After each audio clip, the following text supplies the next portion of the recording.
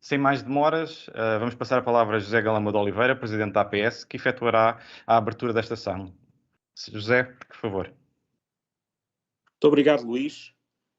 Em primeiro lugar, eu quero cumprimentar todos os presentes que participam neste webinar e esperar que seja do interesse, que o tema seja interessante para todos. A warm welcome to our two speakers from abroad. Thank you very much, Margot and Michael, for your availability to share your views on this webinar. E estamos aqui hoje, então, com mais uma iniciativa, como já foi aqui mencionado, integrada no programa da Semana Mundial do Investidor e, uma vez mais, focada no tema do investimento e da poupança dos portugueses. Há um ano atrás apresentámos aqui num webinar muito similar as conclusões de um estudo europeu sobre a temática da poupança e das pensões para a reforma, que foi realizado em 10 países europeus e no qual incluía Portugal. Essas conclusões permitiram-nos promover uma reflexão alargada sobre as tendências em relação à capacidade de poupança para a reforma e ajudaram-nos também a identificar alguns aspectos a ter presente, não só em termos da definição de políticas públicas, mas também na urgência de se criar um contexto de uma maior consciência por parte da população portuguesa sobre a necessidade e a importância de se poupar para a reforma, de modo a criar segurança financeira e, com isso, uma melhor qualidade de vida para a senioridade. Neste aspecto, a temática da literacia financeira e da existência de informação fiável e customizada é um fator fundamental nesta sensibilização que eu já mencionei. Várias entidades, incluindo a APS, têm-se empenhado em desenvolver diversas iniciativas e diversas atividades relacionadas com o tema da literacia financeira. Atividades que visam desenvolver uma cultura financeira junto dos vários estratos da nossa população, criando os alicerces para um futuro mais informado. Mas falta, de facto, dar o passo seguinte. E o passo seguinte tem a ver com a disponibilização de informação fiável e customizada para que cada um se identifique com a informação disponibilizada. E é nesse sentido que organizamos este webinar. Um webinar focado no papel da digitalização, no fomento da poupança para a reforma, ou seja, como podemos usar as novas tecnologias para disponibilizar um conjunto de ferramentas de fácil acesso que permitam cada um de nós acompanhar, simular e planear a sua reforma. Na agenda deste webinar temos, por isso, duas intervenções de fundo, uma por parte da Margot Gillette Vincentini, que é a Policy Advisor do Insurance Europe. O Insurance Europe é uma instituição europeia que agrega as várias associações nacionais do nosso setor, do setor segurador, e que nos vai dar uma visão sobre a proposta de um sistema integrado de acompanhamento de pensões de reforma, que é uma iniciativa que está neste momento em discussão na Europa. E depois vamos ter uma segunda intervenção por parte de Michael Rush, que é diretor do Insurance and Pension na Dinamarca, que nos vai dar uma visibilidade sobre uma experiência real, uma experiência prática do que é um sistema de acompanhamento de pensões, que é algo que já está hoje disponível para os cidadãos deste país, da Dinamarca. Esperamos que estas intervenções sejam do agrado de todos os presentes e que seja também um primeiro passo para colocarmos na agenda portuguesa do nosso país a importância de irmos a disponibilizar uma ferramenta com este fim, uma ferramenta que visa disponibilizar informação que permita aos nossos cidadãos tomar decisões informadas sobre o seu futuro financeiro no longo prazo. Espero que esta seja, como já disse, uma sessão interessante para todos e muito obrigado e o resto de boa tarde. Bem, José, muito obrigado. Vamos então seguir para as duas apresentações que estão programadas durante esta sessão. Mas antes disso, quero aqui só umas questões logísticas. Chamo a atenção para que esta sessão está a ser transmitida no canal de YouTube dedicado à Semana Mundial do Investidor 2021 e que, caso o entendam, poderão utilizar a função de chat para colocar questões aos oradores. Como terão reparado pelo programa e como o José já disse, temos dois convidados estrangeiros que farão suas intervenções em inglês, mas no chat estejam à vontade de colocar questões quer em português, quer em inglês. Obviamente que, se necessário, nós traduziremos as questões para os oradores. Dito isto, Vou passar agora para inglês e para dar as boas-vindas à nossa primeira convidada. Switching now to English to welcome our first guest, Margot. Margot is our colleague at Insurance Europe, the European Insurance Federation, where she has been working for over 4 years as a policy advisor, as José said, for Insurance Europe personal insurance team, working mainly on pension and life insurance-related issues.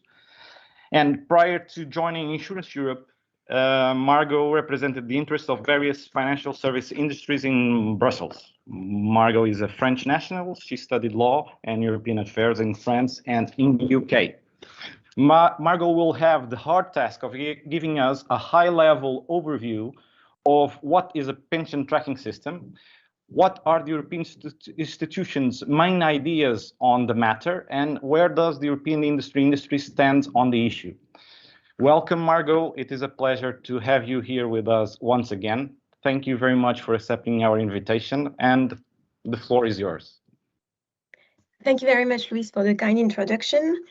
It is indeed my very great pleasure today to be with you to discuss digitalization and pensions. It is indeed a very fascinating and timely relevant topic.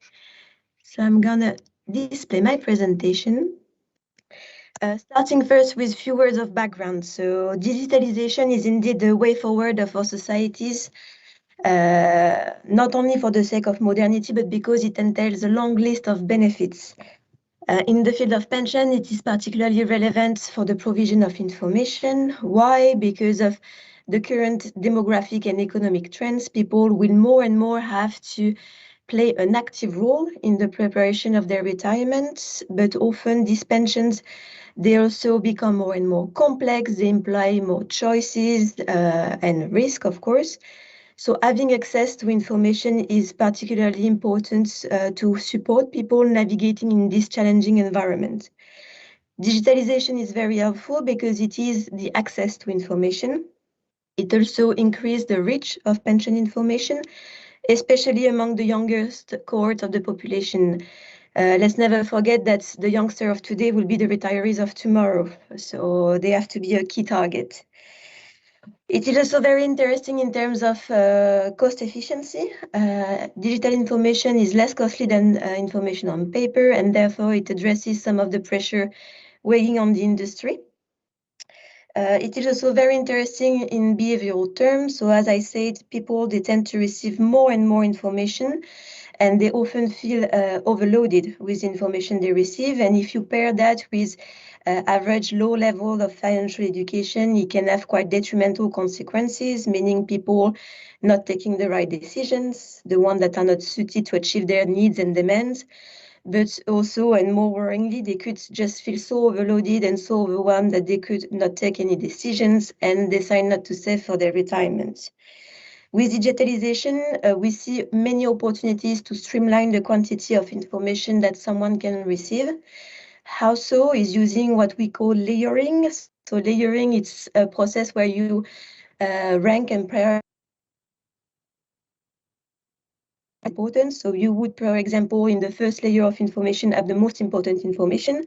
In the second, more detailed, and in the third, additional information. And you could navigate through the layers via digital tools such as hyperlink, scroll down menus, icons, etc. So that's very essential to use digitalization to streamline, to improve the consumer experience. It is also important to mention that digitalization is not only something that people are dragged into because of COVID-19 and the pandemic, we were all stuck at home, but it's also something that people want. At Insurance Europe, we conduct every 2 years a pan-European pension survey, asking people what are their situations and preferences when it comes to retirement savings. Some of you might have attended the event organized last year by the Portuguese Association of Insurers, where I introduced the results of our very first survey. Meanwhile, we conducted a second survey. This time we interviewed 16,000 people across 16 European countries. And there was a question which is perfectly relevant for the event of today, where we asked them, would you prefer to receive your information digitally or on paper. And as you can see from the slides, there is an overwhelming majority that prefers digital information. So in blue, it's at EU level, so all the 16 countries included. And in green, you can see that in Portugal, this preference for digital information is even higher. Actually, Portugal is among the most digital-friendly countries in the sample. We also noticed that between 2019 and 2021, there has been a small increase in the preference for digital information, 6%, which might well be the results of the pandemic we just lived and all the lockdown restrictions where we were forced to reinvent the way we interact with people in many aspects. Concretely, digitalization in the field of pension information, there are many examples, but the one that I'm going to focus today is pension tracking services. So what are pension tracking services? Using the EU definition, it's an online application that will provide citizens with an overview of their future retirement income based on their entitlements from all pension schemes in which they participate. In Europe, currently, you have 19 countries with some sort of a pension tracking service in place. There are the countries that are displayed in green in the slide that you currently see.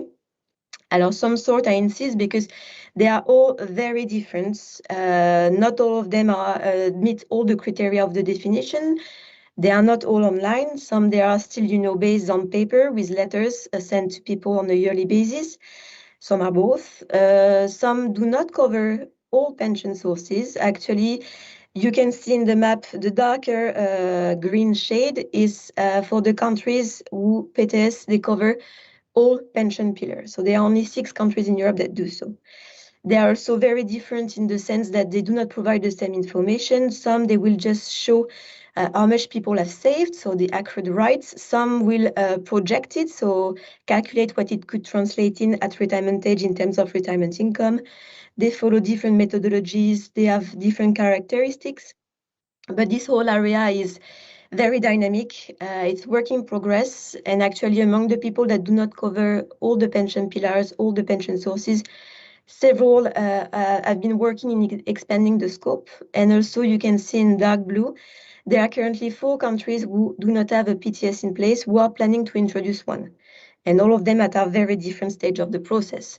For example, Spain has a bill, a law forcing such introduction, but not any technical development, concrete developments. And on the contrary, in the UK, you can see that there is already a pilot version that is operational nowadays.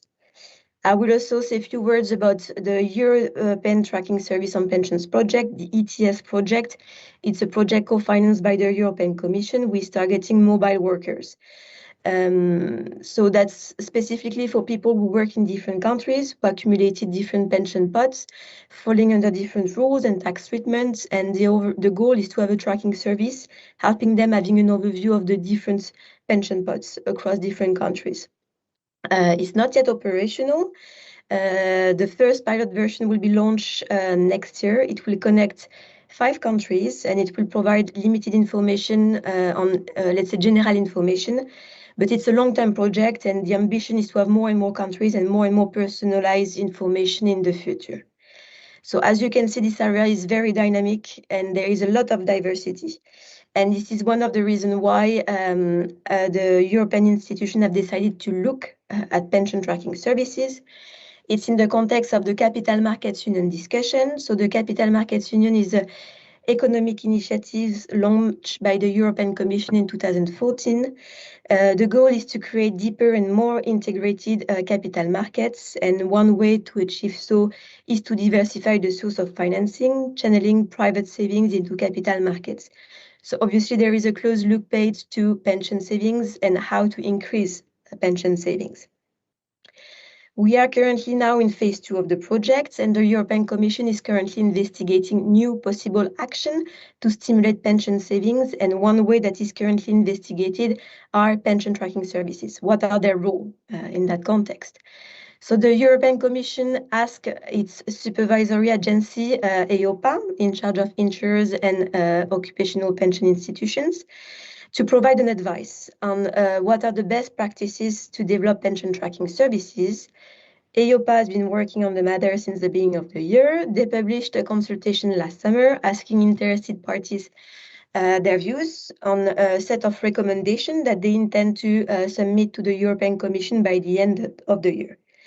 The European Commission, once they receive the final advice of EIOPA, will take some concrete action in the course of next year, in 2022. What EIOPA as advice, is composed first of national good practices, so looking at what's going on in Europe, but also beyond. They are having a look at, for example, what's going on in Australia, which is a very innovative country in that field. And they also published a set of recommendations. So first on the role and the scope of pension tracking services. So EIOPA recommends that pension tracking services should provide an aggregate overview of pension entitlements and projected retirement incomes for all pension sources in a simple and understandable manner. They also make recommendation on the content, which information should be on pension tracking services. So many accrued entitlements and projected retirement income, but also how to present the information. Once again, there is a close look to layering of information. EIOPA has again very valuable experience in the course of last year because they worked on many different information documents, and they present the result of this work, what they have learned via consumer testing.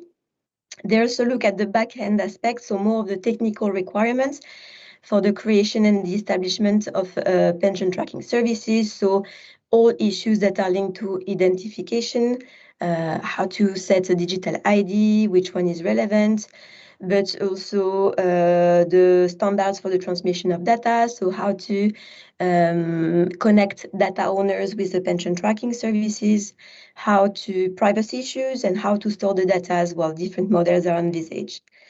They also cover the governance issues, so who should be in charge of pension tracking services? Is it a remit only of public authorities? Is the private sector also having a role? And they put forward some recommendation for the implementation strategy. So EIOPA recommends pension tracking services to be introduced via legislation at national level, and that it should be part of a progressive rollout strategy, so with different steps well planned ahead.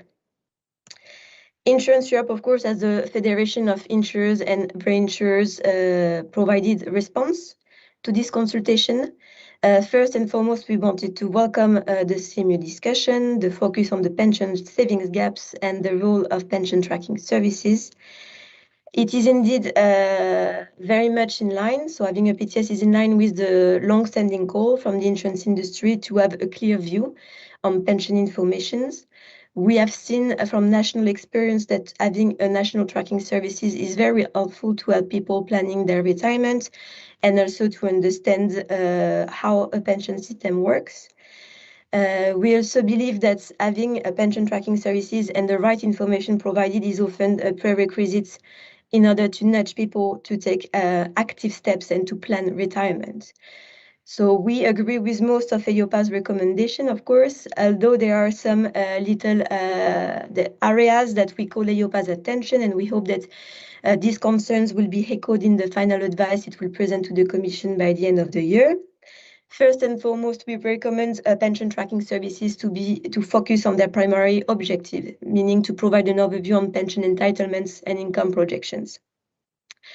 In the draft advice, EIOPA is investigating other possible roles of pension tracking services, such as providing financial education, providing information on options available, nudging people into taking additional steps. And while all this being very, very interesting, we think that it should more be part of, let's say, a later stage of the process. So as said, pension tracking services, it's an effort on the long run, and we think that it has to be considered, but later, and it has to undergo very thorough consumer testing and cost-benefit analysis before being implemented. We also recommend that the information that is provided by pension tracking services to be consistent with national information disclosures. Currently, pensions, they are defined along national lines. The European Union has a minimum competence in the area, and we think that we should stick really to the national definitions and to the national information available. not only to avoid confusing savers, but also to reflect the diversity across Europe. We think it would be very detrimental if the information that people receive in the annual statement would be different from the one displayed on the pension tracking services. Not one that would be wrong or right, it's just they would be different with different methodology, different information. So that's a key aspect of our responses. We also believe that any attempt to harmonize the data to be reported in pension tracking services at EU level would be very burdensome and not very effective. Same goes for having uniform assumptions to project different retirement income across pillars or across countries. All in all, we believe we call on EIOPA to consider cost efficiency above all and to maintain the status quo, sticking to what exists actually, so the data that is available and the methodologies that are in use. Last but not least, we recommend the EIOPA to consider that pension tracking services should be run via public-private partnerships and to give a role to the insurance industry, to the private sector in general. We believe that it goes really beyond the simple fact of providing data. We have seen in many countries, the insurance industry being a key actor in the establishment and the development of tracking services. And this is something that we really want to commit to be part of this kind of project. This is the case, for example, in Denmark, where our Danish colleagues are in charge of the pension tracking services. So this last sentence, I think, gives me the perfect occasion to stop my presentation and to give the floor to my colleague. I would be myself, you have my contact details on the slide, and I would be as well very happy to take any questions. Thank you very much for your attention. Thank you very much, Margot. We are now trying to see if there are any questions from the audience. There is not. So for the time being, so in the interest of time, we'll move forward.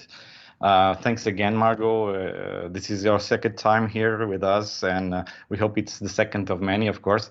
Also, a big thanks to Insurance Europe and for all the work developed in these areas, but also in other areas of interest to the insurance industry. All the best to you. Thank you very much.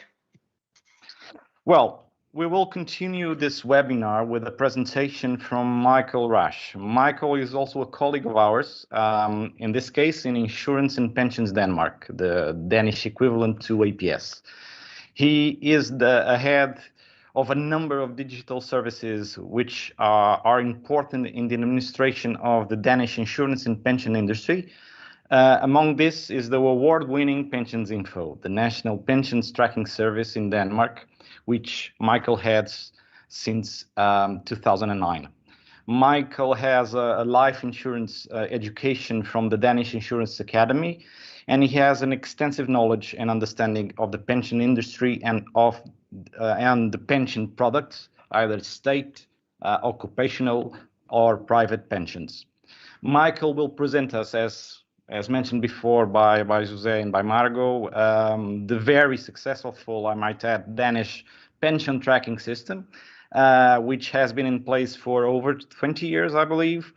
He will surely give us an idea of the advantages of this type of system for financial consumers, but also of the challenges it had to face to get to the place where it is today. Welcome, Michael. Thank you very much for accepting our invitation. The floor is yours. Thank you very much, Luis, and thank you to all of you from the sunny Copenhagen. It's cold, but sunny here, and thank you for your time. As Luis said, I'm pleased to be here, and my name is Mike Rasch. I'm Division Director at Insurance and Pensions Denmark. I will just get my slides going here. Hope you all can see it. Is it visible? I hope so. Not right now. It is not. Let me see here. Now it's on. Yeah. Yes. Perfect. I've been working with Pensionsinfo for 15 years, and I've been head of it, the Danish tracking service for 10 years now. The main focus on my presentation will be a guided tour of an English version of the website. And it has taken us a long time to reach where we are now, but I'll get into that on the way.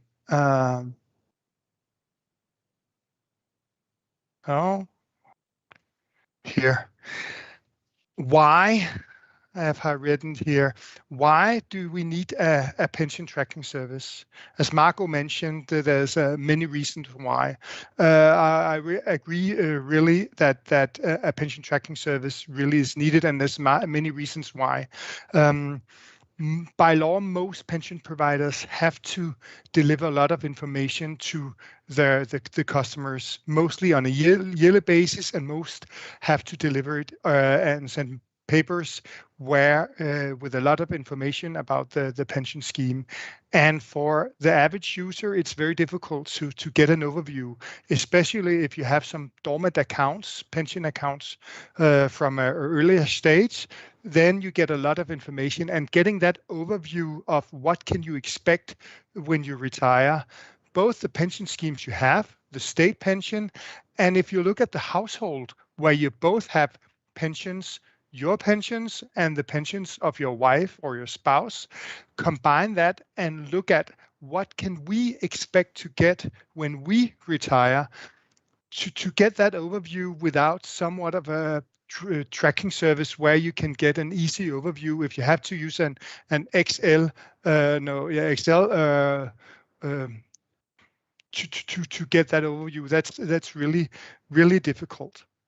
And also a pension tracking service can also help people find lost pension pots if they have been working in another pension scheme where they don't pay anymore to, and might be 10, 20 years since you have made pension payments into it. For many, they're not aware that they have these pensions schemes from an earlier stage in their career. And then a pension tracking service is also a unique way to be aware that you have these pensions. So there are many good reasons why a pensions tracking service is a very good tool. I'll now give you a live tour of the demo version, so I'll just jump to it. This is the website where you log on to our pension tracking service. We have a demo version that I will use. I will just say it's an online service, so it's not a huge register with all the pensions information about all the Danes. It's an online service, so when I log on to the website, requests are sent out to all the pension providers where I'm a customer, and they have up to 60 seconds to deliver data about my pensions to the tracking service, and then I can enter the website and see all my pensions from different providers, included the state pensions, combined at one on one website. So here. There's a demo. We have an English version we made a year and a half ago, and I will make at first the demo version of one person logging on. So this is, as Marco also mentions, we have also had layered information. So it's important for us to take the most important things to show first to the customers, and then depending on what the user, what interest they have, they can dive into different layers of the information and get more knowledge about their pensions. But what's over here is the current savings at the different providers, and it's the current savings up to yesterday normally that is shown here.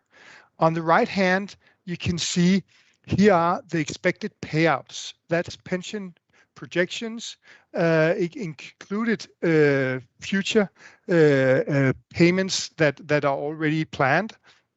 what can I expect to get if I retire in this example, it is at 67, and then you can get a lump sum of 61,000, and then a yearly payment over a number of years. Some of it is a number of years.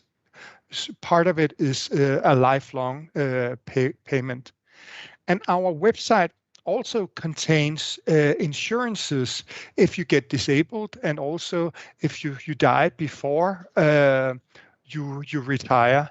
Then you can see the information here also. So in case of death before retirement, there's a lump sum and then an annual payment to the receiver. And also, if I lose the ability to work, most pension schemes in Denmark have an insurance that covers that. So I'll just go back. My main focus will be in the presentation to show you about pensions. This is the layer 2. And then here's all the information that is delivered. You can see in the graph, the black part is the state old age pension.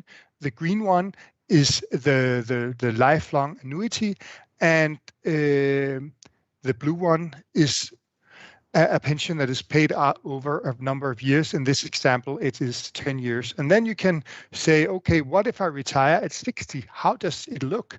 You don't do payments until 67. That was but you only pay to the pension until you are 60.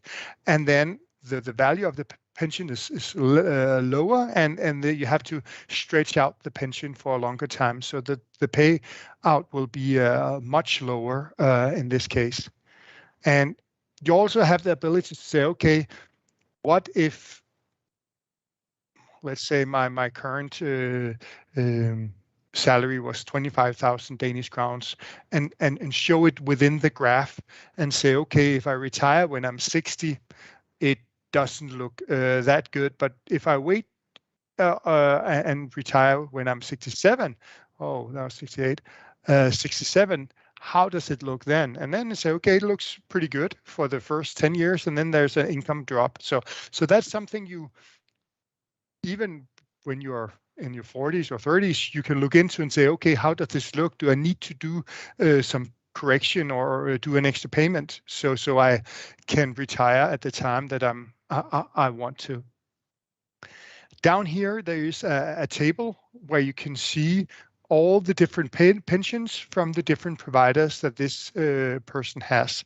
So you can see the pension forecasts from all of them. This is a really like the second layer of the information. If you look at here, in case of illness and death, there are some insurances. Then who will, if I die before retirement, who will get the payout of my pensions if I die before retirement? And then you can, there's the next of kin, the state, the spouse, what's the value of the insurance that is paid out, and then you can click here and then get an explanation is what you next of kin means. Typically it's your spouse, and if you don't have a spouse, it's your children and so on. So that also gives an idea, and it's also used.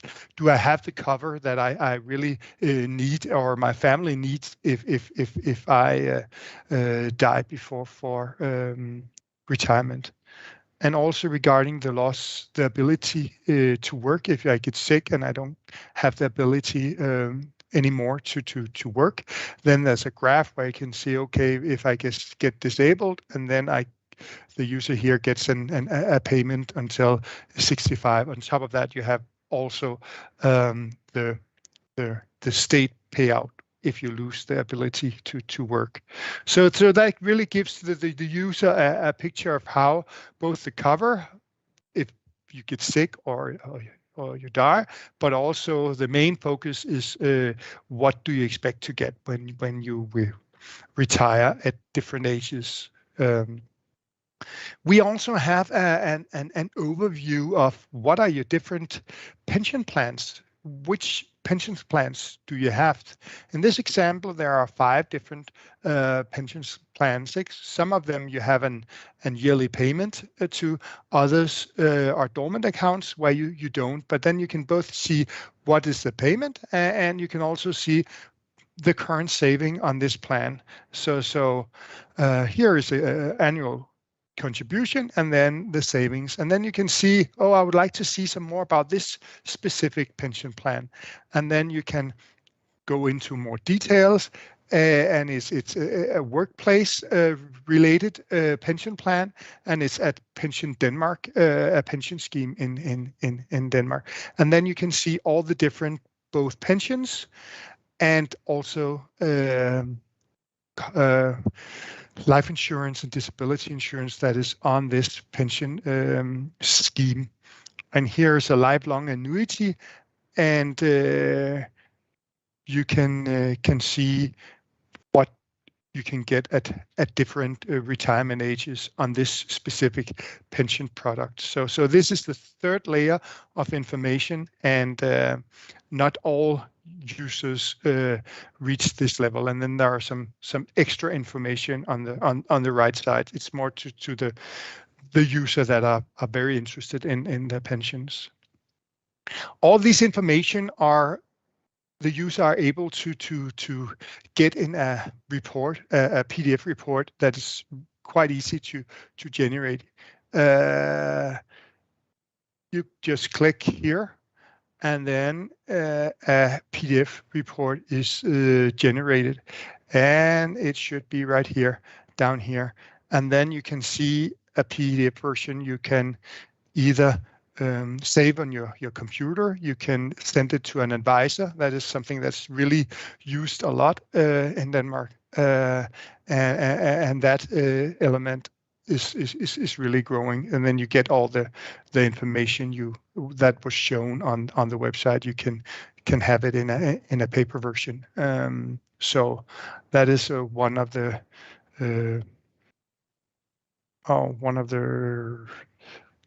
good things about this, and I'll go back to this.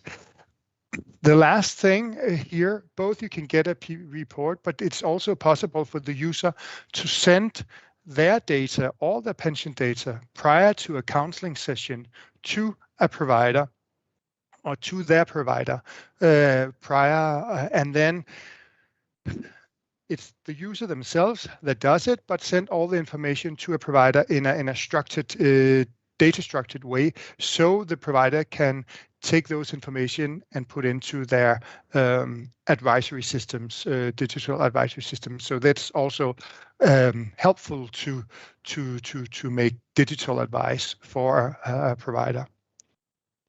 The last thing I would like to show you is one of the later features. We had an issue a few years ago, because both when you should have counseling, it's often important for you and your spouse or the bank or the advisor to get the information for both of you if you should do pension planning. If both you and your spouse has pensions, it's quite important to get an overview of what both people will get at retirement and at what ages they can get specific pensions. So we made this possibility that the user can ask their spouse for access to the website, and then for a period of 14 days, enter the website and then gather information both for themselves and for their spouse or cohabitant, and then combine those information so you get a view of what is the expected household income when you retire. And here I'll just show here it's combined, and then there's you can consolidate the information. You have to, because people don't retire at the same time, then the monthly income is important in this. I'll just put a number and say, okay, one person retires at 67 and one at 68. And then we have a graph that shows the information. Here's the salary and wage for the two people. They are not the same age, the spouse. That's very normal. And then you can see state pension, lifelong annuity, pensions that are paid over a number of years, and then the last lump sum. And then you can try and make different scenarios. How does it look if one retires at 65 and one retires at 62? How does that look? And you can see it in a combined way. That is one of the later issues that are very used by people that are getting closer to retirement. And down here, there's a table of the both pensions combined. This was the fast presentation of the website. One issue is, is this used? And I would say this is from, as Louis also mentioned, it's 20 years. It was December 99. We started out with the first version of the website. It was the early days of the internet. So not many people use the website in the early years. And one thing that's very important to know, that if you make a pension tracking service, it only gives great value to the user if all providers, or almost all providers from the different pillars, delivers information to the website. And that was a problem. It's a private website or private association that made this. And in the early years, it was only a few providers that delivered data. And that also really shows in the usage. I think we had 45,000 users in 2000, the full year. But in 2007, more providers, the whole commercial life insurance industry joined the website. And then from 2007, it really took off. And then since that, it has been increasing quite a bit. And it's still, we expect to have around 5 million logons this year, and we are only a population of 5.8 million. So we are very happy with the penetration rate. It's around 1.6 million different Danes that logs on to the website on a yearly basis. And to this graph, one question that might be some of you might think, what happened in 2012? And what happened was that there was a primetime TV show on, it was called Money, where they talked about dormant pension accounts, that you could save a lot of money if you moved and transferred one pension account to another. And that really, they mentioned our website a few times in that show, where you could see, okay, where do you have dormant, or do you have dormant account? Log on to our website and see. So within a day, I think we had 80,000 logons. So that really made a big difference that year in the usage. And if you look at the impact a national tracking service in Denmark have had on the financial sector, it is really has the ability for the user to send their information to a bank or to an advisor has really meant a lot, because Pensionsinfo hasn't meant that the Danes are world champions in knowledge about pensions. Not at all. It's still a very difficult issue for many, and they don't put much time into it. The tracking service gives them an easy access to get an overview, but really understanding their pensions, it's still a smaller group of Danes that does that.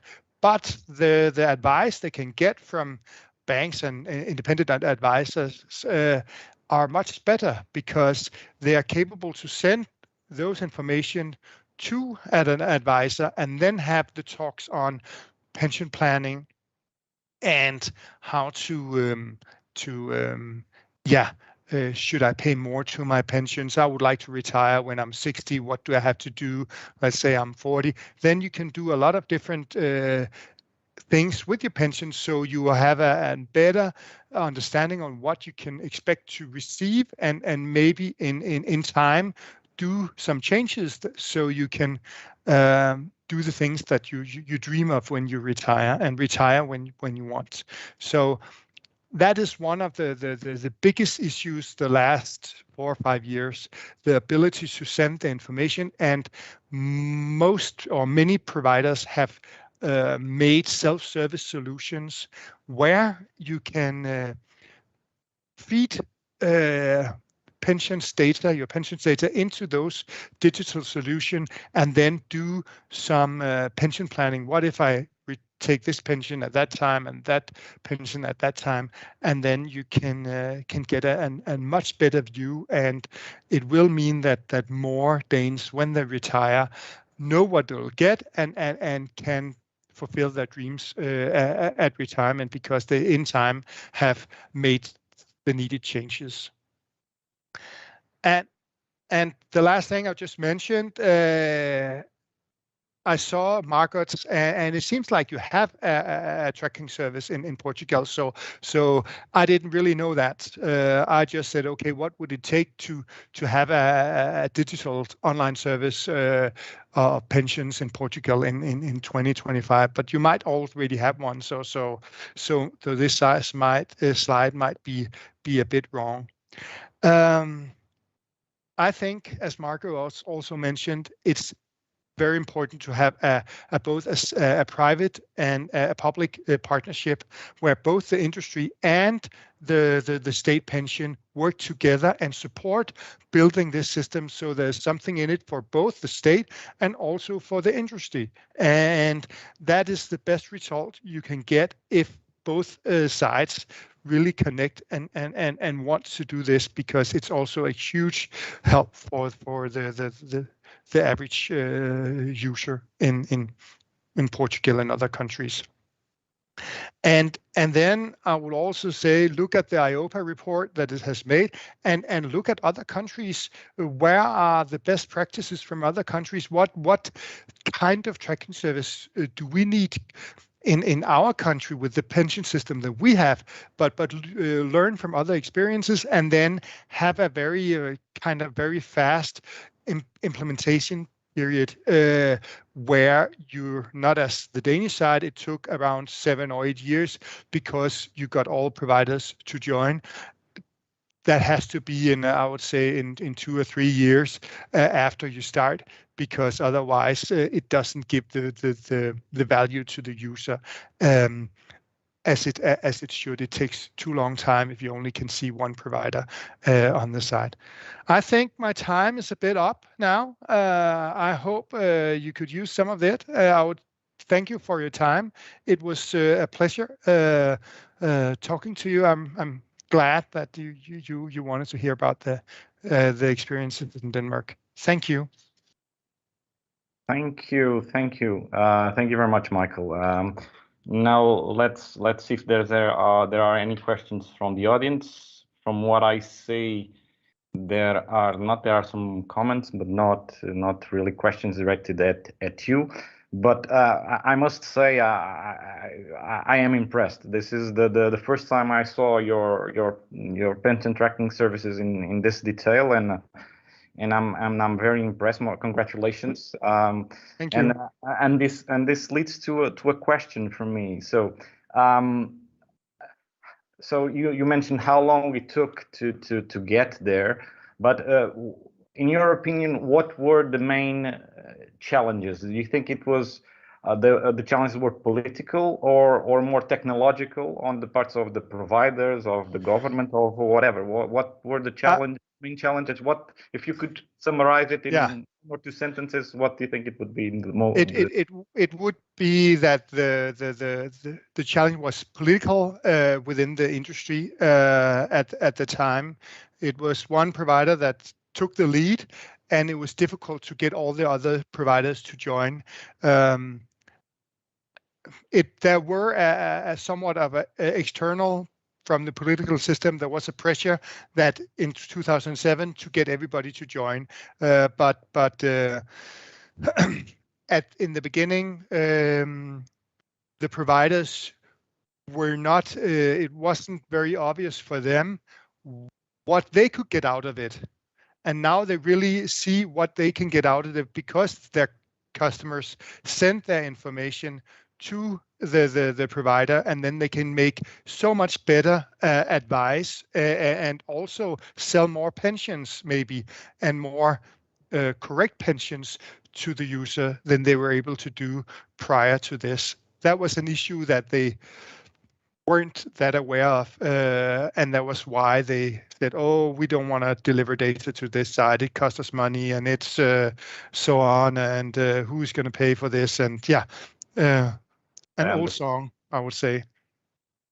Well, yeah, I understand that perfectly. That's why I made the question. Let me just say we have a pension tracking system, as Margot said, but ours is partial, and it's mainly on the public side. It's just public on the public system. So there's a lot of weight. There's a path to go.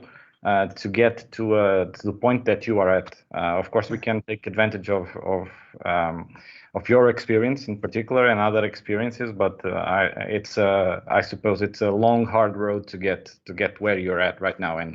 And congratulations. Thank you, and thank you for your time. So I have actually yeah. I have a question. So yeah, good. So we have a question here from Inês Plácido. The question is, for people having worked in multiple countries, when would it be reasonable to expect the European tracking system to be operational in some manner? So I suppose this is not really a question to you, but to Margot. Yes. Or Michael, if you have any idea.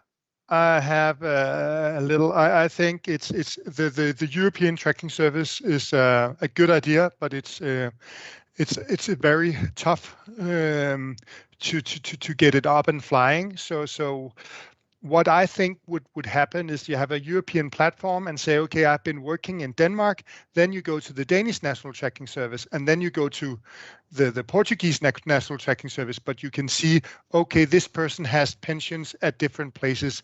Having the online service where all deliver data to a European platform with all the different pension products and taxation and other is it's a difficult task. So what I think is the right way to do it, it's meant to have this European service, but then help all the different countries creating their own national tracking service, and then that could be you could direct the user to the national tracking service, and then they can get the information on their kind of lost pensions they have had saved in different countries. Yeah, thank you, Michael. And what about you, Margot? What are your thoughts on this? Yeah, I will share the same view than Michael. Actually, it's a long-term project. It's already quite a tough one to have a national pension tracking services. So imagine the European one. I myself have been working in 3 countries already, so that's a very interesting idea. But what I would say at this stage, the European tracking services will come a reality, but I think it will be a very long development. I would only recommend people keep track very well of your savings, keep the paper, keep the name of the provider, the employer, and rely on the national system. And one day, maybe future generation, they will be lucky enough to have this system available where all the information in Europe will be condensed in one platform, but not yet, unfortunately. Okay. Thank you very much. Thank you very much, Margot. Thank you very much, Michael. I have thanked Margot a while ago, and I would like to thank Michael. And to Insurance and Pension Denmark, it has been a pleasure of having you here with us today and sharing the Danish experience. I'm sure that it has been some food for thought for us all. So, Michael, Margot, thanks again. Thank you. Thanks to you. Thank you. So, então, passando novamente para português, nós estamos neste momento, estamos a finalizar o webinar. Esperamos, obviamente, que a sessão tenha sido útil e que, fundamentalmente, vos tenha despertado o interesse e a curiosidade sobre este tema dos Pension Tracking Systems, ou em português, os sistemas integrados de acompanhamento de pensões de reforma, numa tradução um pouco livre. Da apresentação efetuada pela Margot, constatamos que se trata de um tema que está na agenda das instituições europeias, nomeadamente da Comissão, do EIOPA, e que, embora existam algumas questões muito relevantes que têm ainda de ser endereçadas, quer em termos políticos, quer em termos operacionais, o sentimento geral é que se este tipo de sistemas, se for adequadamente implementado, podem ser de facto muito úteis para os cidadãos europeus e podem contribuir para fomentar a poupança para a reforma. Por sua vez, esta poupança poderá depois ser aplicada, nomeadamente pelo setor segurador, mas não só, em empresas ou em projetos que ajudem a atingir também as ambições da União Europeia, em áreas tão relevantes como a sustentabilidade, o European Green Deal, por exemplo, ou a Capital Markets Union, portanto, a União do Mercado de Capitais, bem como, diria eu, também para apoiar a recuperação económica e social da Europa, que é premente nesta altura que atravessamos. E agora, se me permitem uma à parte, para tal também tem de haver um pouco de vontade política para criar um quadro regulamentar que seja adequado para este efeito, ou em particular no que respeita ao tratamento prudencial das responsabilidades dos investimentos de longo prazo. Mas isto foi só uma à parte, isto é um assunto que poderá ser desenvolvido num outro evento, certamente não neste. Continuando, da apresentação da Margot, constatamos também que existem países que já têm Pension Tracking Services, Pension Tracking Systems já implementados, embora muitos, como é o caso de Portugal, apenas de forma parcial e muitas vezes limitados ao sistema público de pensões. É algo que será de atravessar, mas felizmente já vimos também que existem também outros países europeus que já implementaram sistemas de acompanhamento de pensões de reforma mais completos e integrados. Estes países, como o Michael disse há pouco, poderão servir de inspiração para todos nós restantes e poderão aproveitar toda esta experiência acumulada por estes países e ultrapassar certamente mais rapidamente algumas etapas do desenvolvimento que é necessário para chegar ao ponto, por exemplo, que está a Dinamarca. Exatamente, a Dinamarca é um exemplo destes países, já com este nível de desenvolvimento no Pension Tracking Services. Conforme o Michael já nos explicou, começou a implementar este Pension Tracking Services há já 20 anos, tendo passado por diversos desafios, mas constata-se agora que é uma ferramenta muito bem sucedida e vemos pelo nível de acesso, pelas minhas contas, mais de um quarto da população, pelo visto, pelo que o Michael disse, está acede a estes Pension Tracking Systems anualmente. É muito bem sucedida e, como tal, é reconhecida, pelos vistos, como uma importante ferramenta no planeamento financeiro da reforma, neste caso, para os cidadãos da Dinamarca.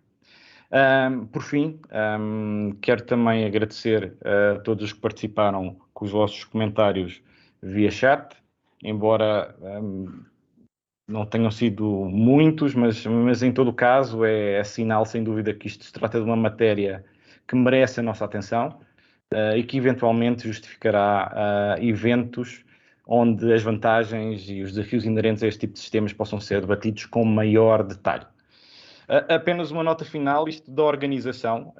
Eu tenho aqui indicações de que a organização irá colocar um link para um questionário de avaliação, eventualmente no chat ou posteriormente.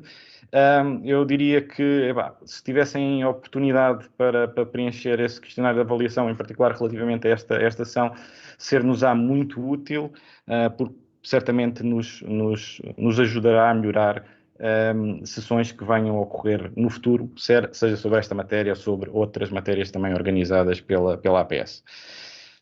E, portanto, dito isto, mais uma vez, obrigado a todos pelo interesse demonstrado nesta sessão e desejo-vos um resto de boa tarde